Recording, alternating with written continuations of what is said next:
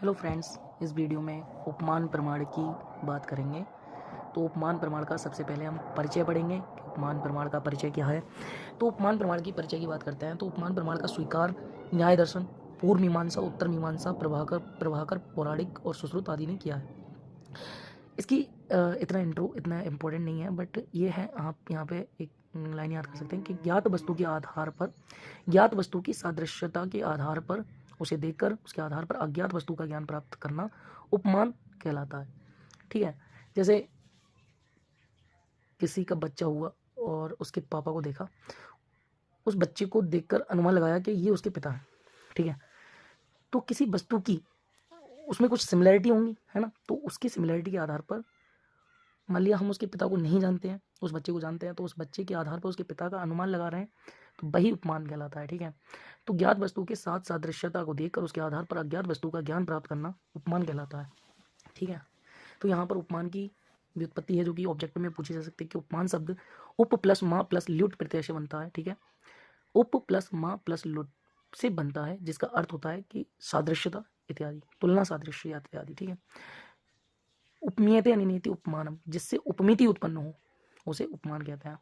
Okay, तो यहाँ पर हमें क्या याद करना है कि ज्ञात वस्तु के साथ सादृश्य को देखकर उसके साथ उसके आधार पर अज्ञात वस्तु का ज्ञान करना उपमान कहलाता है, और व्युत्पत्ति उप प्लस महा प्लस ल्युट से इसका व्युत्पत्ति होता है। ठीक है, उसके बाद आते हैं कि उपमान के लक्षण जो कि इंपॉर्टेंट है चरक संहिता के अनुसार।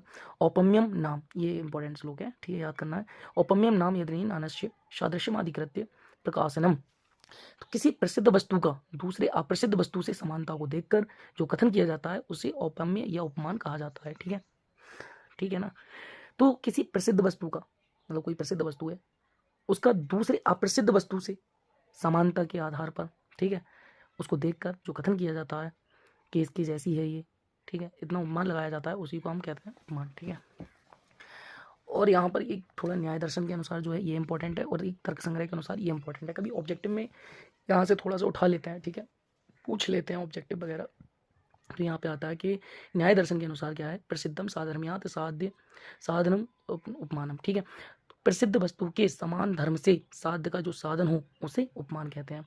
ठीक है, तो यहाँ पे ऑब्जेक्टिव बन सकता है थोड़ा सा, ठीक है, तो इसको सही से देख लें। फिर आता है तर्क संग्रह के अनुसार कि उपमिति कारणम अनुपमानम। ठीक है, उपमिति के कारण को या उपमिति के साधन को उपमान कहते हैं। ठीक है, तो इतना सिंपल है ये, कोई दिक्कत नहीं है। यहाँ पे आपको मैं बता देता हूँ, इसमें अगर आप थोड़ा सा पढ़ना चाहें तो ये भी पढ़ सकते हैं, बाकी ये डेफिनेशन थोड़ी सी केवल ज्ञात वस्तु के आधार पर, ठीक है, थोड़ा सा वो हिंट है। उसके बाद क्या है आपका व्युत्पत्ति है, ये पढ़ लें, उपमीयते अनिनीति उपमानम, ये थोड़ा सा देख लें। फिर चरक संहिता के अनुसार क्या है, उपमेय औपम्यम नाम यदि नान से सादृश्यमादिकृत, फिर न्याय दर्शन के अनुसार थोड़ा सा, तर्क संग्रह के अनुसार इतना देख लें। उसके बाद आते हैं भेद पे, उपमान के भेद। ठीक है, तो उपमान के जो भेद हैं वो 3 प्रकार के होते हैं, साधर्मी उपमान, वैधर्मी उपमान और धर्ममात्र उपमान। ठीक है, तो साधर्मी उपमान से समझ में आ रहा है कि साधर्मीयता, कुछ सादृश्यता होगी, कुछ समानता होगी। वैधर्मी मतलब कुछ विषमता होगी, कुछ मतलब उसमें डिसिमिलैरिटी होगी, और साधर्मी मतलब सिमिलैरिटी होगी। ठीक है, धर्म मात्र का मतलब होता है कि उसकी कुछ विशेषता होगी, उससे वो जाना जाएगा। ठीक है, तो अब बात करते हैं कि साधर्मी उपमान क्या है। तो साधर्मी उपमान मतलब जो हमने पहली लाइन पढ़ी थी कि किसी ज्ञात वस्तु की सादृश्यता के आधार पर किसी अज्ञात वस्तु का ज्ञान प्राप्त करना साधर्मी उपमान कहलाता है। साधर्मी कैसे, जैसे गाय है और नील गाय है, तो गाय और नील गाय में कहीं ना कहीं थोड़ी समानता है। ठीक है, उसका जो शरीर है उसके समान है, वो समानता है। ऐसा सुनकर अगर कोई व्यक्ति गाय जैसी नील गाय, ऐसा सुनकर कोई व्यक्ति जब जंगल में जाता है और यदि वह गाय जैसे शरीर को देखता है तो वह ज्ञान करता है कि यही नील गाय है, उस ज्ञान को साधर्म्य में उपमान कहा जाता है। ठीक है, तो गाय को देखकर नील गाय का उपमान करना।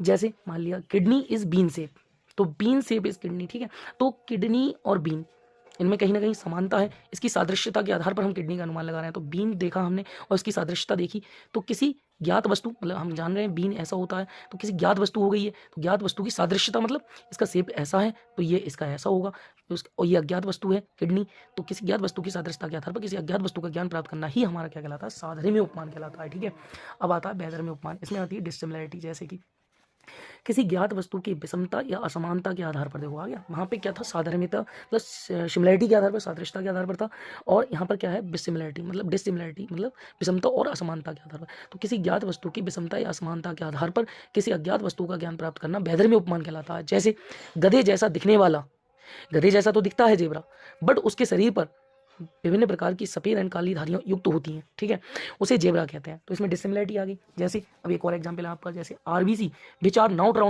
Round like sickle cell RBC, मतलब आरबीसी और सिकल सेल आरबीसी है दोनों एक ही चीज़ें, वो भी आरबीसी है, वो भी आरबीसी है, लेकिन एक फुल आरबीसी है और एक सिकल सेल आरबीसी है, दोनों में शेप डिफरेंट है, एक फुल है एक सिकल सेल है, ठीक है। तो यहाँ पर क्या है, डिसिमिलरिटी के आधार पर हम अनुमान उपमान कर रहे हैं। अब आते हैं धर्म मात्र उपमान पे। तो धर्म मात्र मतलब उसकी एक अपनी विशेषता होगी। जैसे यदि किसी वस्तु का ज्ञान उसकी विशेषता के आधार पर किया जाए, तो इसकी अपनी विशेषता है कि इसकी नाक पर सींग है, गेंडा की नाक पर सींग होता है, ठीक है। तो यदि किसी वस्तु का ज्ञान उसकी विशेषता के आधार पर किया जाता है तो उसे धर्ममात्र उपमान कहते हैं। जिसकी नाक पर सींग हो ऐसे प्राणी को गेंडा कहते हैं।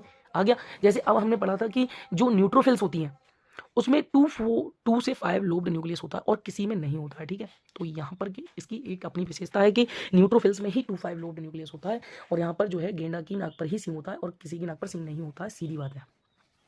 अब आता है उपमान प्रमाण का आयुर्वेद में महत्व। तो मैं इसी वीडियो में कंप्लीट ही कर देता हूँ, ठीक है। ज़्यादा बड़ी नहीं हो पाएगी, कोई दिक्कत नहीं है, छोटी ही होगी, ठीक है। तो आपको आसानी होगी पढ़ने में भी।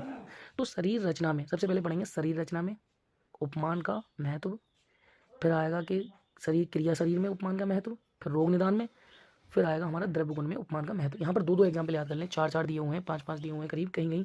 तो यहाँ पर क्या है, शरीर रचना में उपमान का उपयोग। यहाँ पे महत्व में लिख लें 2-3 पॉइंट लिख दीजिए आप। जैसे हृदय को कमल के समान कहा गया है, ठीक है। हृदय को पुंडरीक मतलब कमल के समान कहा गया है, बस ये एग्जाम्पल डाल देंगे, ठीक है। और डाल देंगे कि शुक्र धातु को स्फटिक के समान श्वेत कहा गया है, ठीक है, स्फटिक के समान कहा गया है। और गर्भाशय को रोहित मत्स्य आकृति कहा गया है, ठीक है। यहाँ पर 3 पॉइंट या 2 पॉइंट आप डाल सकते हैं। उसके बाद आते हैं शरीर रचना में। तो यहाँ पे जब मूत्र निर्माण की विधि पढ़ी थी आपने कि मूत्र निर्मित में नदियों से तुलना की गई है, जो यूरोटर्स होती हैं उनकी तुलना की गई है, नदियों से की गई है। तो मूत्र निर्मित में नदियों से तुलना की गई है, ठीक है। और यहाँ पर जो है ब्लड सर्कुलेशन मतलब रस रक्त संवहन की तुलना जो है सप्तर्षि जल से की गई है, ठीक है। और आप अगर 3 पॉइंट है तो ये भी याद कर लो। धातु पोषण न्याय जैसे खली कपोत न्याय केदारी कुल्य न्याय में उपमान का प्रयोग किया गया है। तो ये आपको 3 पॉइंट ये हो गए। मूत्र निर्मित में नदियों से तुलना की गई है, खली कपोत न्याय केदारी कुल्य न्याय में उपमान का उपयोग किया गया है, और रस रक्त संवहन ब्लड सर्कुलेशन की तुलना सप्तर्षि जल से की गई है, ठीक है। तो यहाँ पर 2-3 पॉइंट, यहाँ पर 2-3 पॉइंट। और इसके बाद आते हैं रोग निदान में। जैसे पांडु के रोगी मतलब जॉन्डिस जैसे हो जाती है, पीलिया, ठीक है। तो पांडु के रोगी का वर्ण जो होता है वो केत की धूलि के समान हो जाता है, ठीक है, ठीक है। और एक और याद कर दें, आम बात में वृश्चिक दंशवत वेदना कही गई है, ठीक है। तो पांडु के रोगी का जो वर्ण होता है वो केत की धूलि के समान कहा गया है और आम बात में वृश्चिक दंशवत वेदना कही गई है। उससे आता है द्रव्य गुण में उपमान का महत्व, ठीक है। तो यहाँ पे है कि गाय के कान के समान गोकर्णी नामक वनस्पति होती है, मतलब गोकर्णी नामक एक वनस्पति होती है जो कि गाय के कान के समान होती है। एक अच्छा सा एग्जाम्पल और देता हूँ मैं। सस्किरण जो है, सस्किरण नामक द्रव्य जो है वो खरगोश के कान के समान बताया गया है। तो यहाँ पर आपका जो है उपमान चैप्टर एंड होता है। तो अगर आपको कोई नेक्स्ट चैप्टर में अगर प्रॉब्लम होती है तो आप कमेंट करिए, मैं उस चैप्टर पे वीडियो बनाने की कोशिश करूँगा। अगर आपको वीडियो अच्छी लगती है तो आप लाइक करिए, सपोर्ट करिए हमें।